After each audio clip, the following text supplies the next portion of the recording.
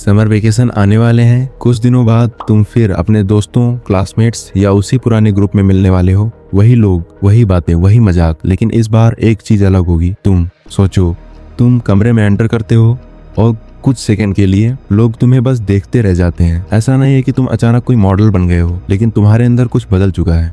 पहले तुम हर छोटी चीज पर नर्वस हो जाते थे, हर समय वैलिडेशन चाहिए होती थी, लेकिन अब थोड़ा शांत हो, थोड़ा फोकस्ड हो, और सबसे जरूरी, अब तुम खुद से भाग नहीं रहे।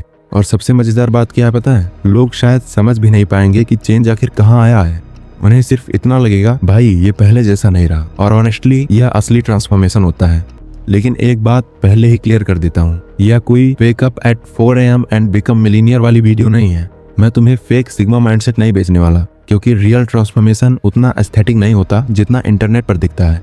कई दिन बोरिंग होंगे, कुछ दिन पूरा रूटीन फॉलो करोगे और कुछ दिन बिल्कुल नहीं कर पाओगे। कभी मोटिवेशन होगा, कभी बिल्कुल नहीं होगा, और ये नॉर्मल है। डिसिप्लिन का मतलब यह नहीं कि तुम हर दिन परफेक्ट रहो। डिसिप्लिन का मतलब यह होता है कि तुम खराब दिन के बाद भी अगले दिन उठ जाओ। तो अगर तुम सच में अगले कुछ महीनों में खुद का बेटर वर्जन बनना चाहते हो तो ये वीडियो ध्यान से देखना, क्योंकि यकीन करो, मैं तुम्हें कुछ ऐसा बताऊंगा जो शायद कोई ना बता पाए। क्योंकि मैं मोटिवेशन नहीं देने वाला, मैं तुम्हें वो चीजें बताने वाला हूँ जो जेन्युइनली वर्क करती हैं।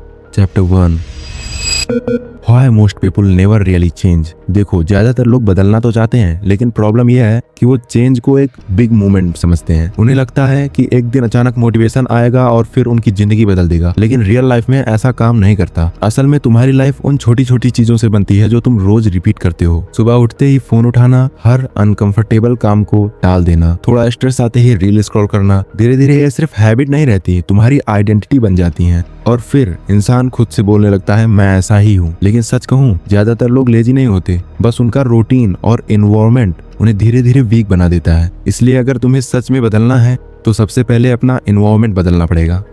Chapter 2, disappear mode.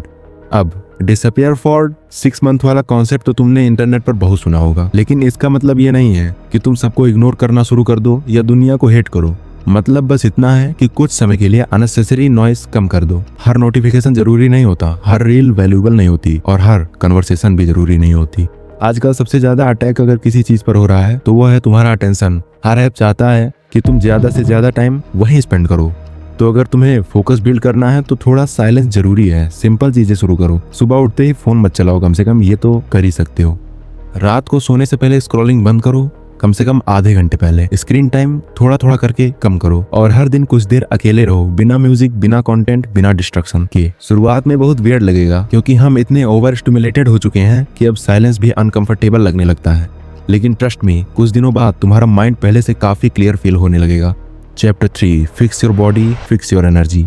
अब बॉडी वाली बात करते हैं। वर्कआउट सिर्फ लुक्स के लिए नहीं होता। असल में वर्कआउट्स तुम्हें खुद पर भरोसा करना सिखाता है। जब तुम रोज थोड़ा डिस्कम्फर्ट हैंडल करते हो, रनिंग, पुशअप्स, जिम, स्पोर्ट्स, तो धीरे धीरे तुम्हारा ब्रेन यह मानने लगता है, हाँ, इस इंसान को खुद को कंट्रोल करना आता है। और वहीं से कॉन्फिडेंस बिल्ड होता है। कॉन्फिडेंस मोटिवेशनल वीडियो देखने से तो बिल्कुल नहीं आता। कॉन्फिडेंस तब आता है जब तुम खुद से किया गया वादा निभाते हो, प्रॉमिस निभाते हो। अगर तुम बोलते हो कि कल सुबह उठूंगा और सच में उठ जाते हो, अगर तुम बोलते हो वर्कआउट करूंगा और कर लेते हो, तो धीरे धीरे सेल्फ रिस्पेक्ट बनना शुरू हो जाती है। और ऑनेस्टली सेल्फ रिस्पेक्ट के बिना कॉन्फिडेंस फेक लगता है। तुम्हें कोई क्रेजी वर्कआउट प्लान नहीं चाहिए, बस डेली मूवमेंट चाहिए। वॉक करो, रन करो, पुशअप्स करो, जिम जाओ अगर पॉसिबल हो, स्लीप इंप्रूव करो। गोल 6 पैक नहीं होना चाहिए, गोल बस इतना होना चाहिए, मैं हमेशा टायर्ड और लेजी फील करने वाला इंसान नहीं रहना चाहता। Chapter 4, train your mind. अब सबसे इंपॉर्टेंट चीज, तुम्हारा माइंड हमेशा आसान चीजें चूज करेगा। ये नॉर्मल है। इसलिए जब पढ़ने बैठते हो तो अचानक फोन इंटरेस्टिंग लगने लगता है। जब वर्कआउट करना होता है तब लेजीनेस शुरू हो जाती है।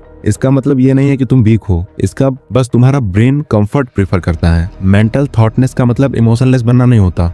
मतलब सिर्फ इतना है, मन ना होने पर भी जरूरी काम कर पाना। और यह स्किल प्रैक्टिस से आती है। हर दिन एक छोटा अनकंफर्टेबल काम करो। कोल्ड शावर ले लो, एक्स्ट्रा स्टडी सेशन ले लो, सुबह थोड़ा जल्दी उठ जाओ, या जब मन ना हो तब भी वर्कआउट कर लो। धीरे धीरे तुम्हारा ब्रेन डिस्कम्फर्ट से डरना कम कर देगा, और फिर एक टाइम आएगा जब जो चीजें पहले इम्पॉसिबल लगती थी वो नॉर्मल लगेंगी।